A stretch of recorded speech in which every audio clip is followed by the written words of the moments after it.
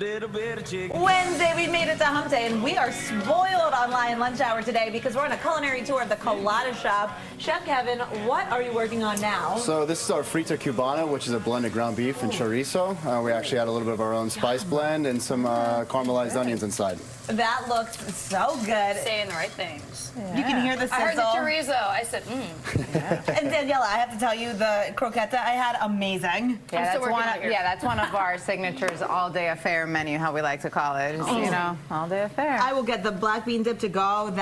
This looks so great. So then you plate it up with what kind of sauce? So this is a mojo rojo. So it is a guajillo paste that we add cumin and a few other spices to, and then we actually fold it in with a little bit of mayonnaise. Amazing. Top it off, and then what straws are we putting on top? So the sandwich is traditionally served with a like potato sticks, but we kind of did our own play and did it with plantains instead. Oh, those look so good and crispy. I bet that adds some depth and creativity of texture. every dish. Each thing has like a different dynamic. You know, we have to find our own little way. I love that. Authentic, but not traditional. I like that. Put that on a shirt. Put that on a shirt. Authentic, but not traditional. And you know, anything that has plantains, I'm like, I'm right here.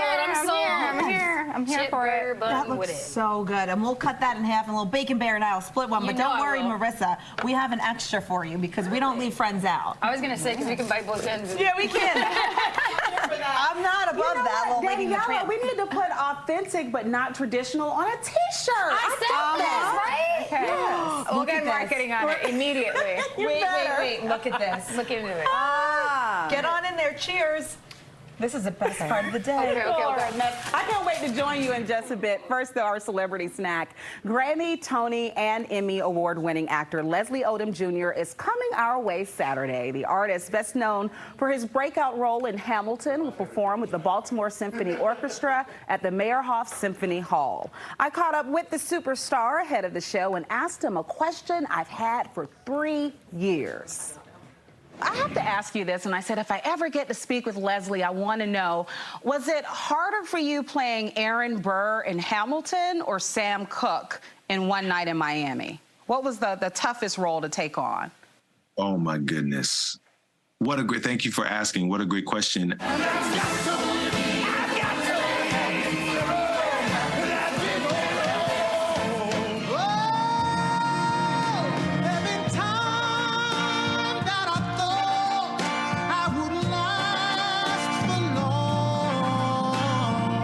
Sam was harder, but I couldn't have done Sam without having done Burr. I mean, you know, the same is true for you, I bet. You know, I have found that the hardest job that I've done is always the last job that I've done. I just finished The Exorcist. I was on that for a few months, and that was the hardest thing I've ever done. So, but all of them lead you to the next one in a really beautiful way, prepare you for the next challenge in a really wonderful way is what I've found. I just keep trying to go deeper and farther with every new opportunity. He is just a genius. Wow. So prolific.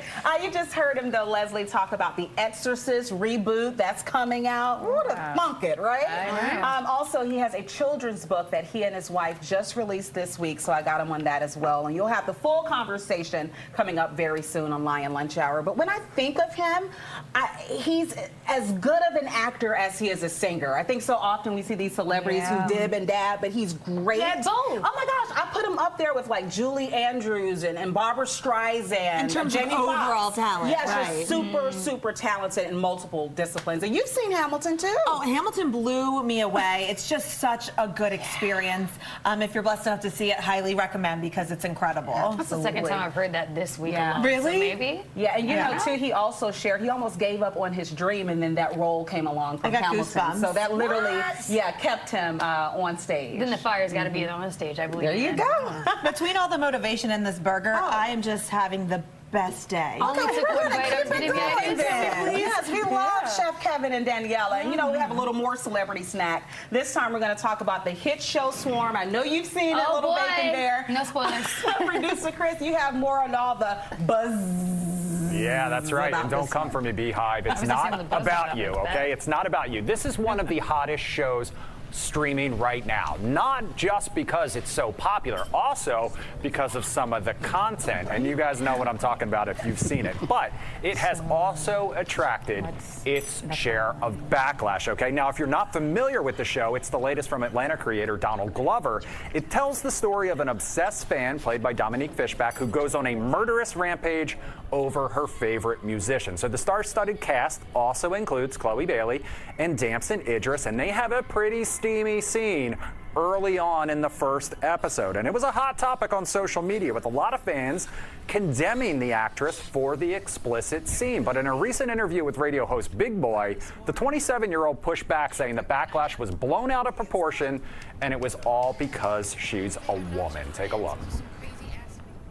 There's a lot of backlash over the sex scene. And I watched the sex scene, and not on the perverted stuff. I watched it 2 or 3 times. Yeah. And the reason why is because I missed why everybody is upset. Yeah. And then I watched it again. I'm like, okay, like, did I miss something? And then the third time, I just saw like a reflection. Yeah, that's all it is. So I'm an actress, you know, and I feel like it's about art. And when I first received the script, I was just like, oh, it was just insane and gorgeous. And I think people are actually forgetting the plot of that scene. Right. It's not about seeing me in the mirror of that scene. But I think because it's me doing it, that's what kind of makes it blow out of proportion. But I'm barely seen for 2 seconds in that. I know. Yeah. Did Damson, did he get any other backlash? I don't think so. Because he's a man. The fellas get the high fives. And you see more of him. I was like, Damson, what are you doing? Damn, son.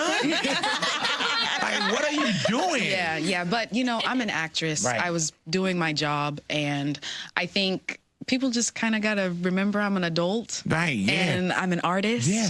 And It's a box that people try to was put people seen into. that they haven't seen for me. Yeah, I thought, I was like, You didn't see man. nipple, you didn't see I was like, dude, nothing. is it on Prime or is it on Pornhub? Like, which one? Louis was like, if it don't have this. So Chloe got similar backlash from fans back in February when she announced a collaboration with singer Chris Brown. In the meantime, if you want to see what all the fuss is about yourself, Swarm is streaming on Prime Video now. So I'm curious what my panel thinks out there, because is this an example of just a woman being held to a different standard? Yes. Or do you think, or is it just Chloe and this image that people have of the Bailey sisters? Good one. What say you, Bacon Bear? I think for one, we saw more of him naked than we did her. So we know that that's fact. It was a 2-second scene, and there wasn't anything to really see. We didn't even see like her up top, the down low, really. We just have it all implied. And so what are we really talking about? If she's going to be an actress, it's not going to be the only role that challenges her. So, I mean, actors and actresses do sex scenes all the time. Oh my God! So I'm like, what are we talking? I literally was waiting for the big wow moment that everybody was talking about, and that had nothing to do with the show. Yeah, I it had think nothing. too, a lot of it, they're kid stars and they're growing up, so I think a lot of people just have to let go of that the Chloe image. and Haley, the image of the little 5-year-old singing. Sure, because they're adults now. But they already did the separation. Right. They did the Little Mermaid separation to go do these adult things. They have plan in mind. So these are grown women, like she said. We got to stand up. And also, it's a different standard to men. And we're never going to talk about two boys child stars that grew up to be men doing sex scenes. So why are we talking about No one Aaron? talked We'll be here about all his day if we ever got the opportunity.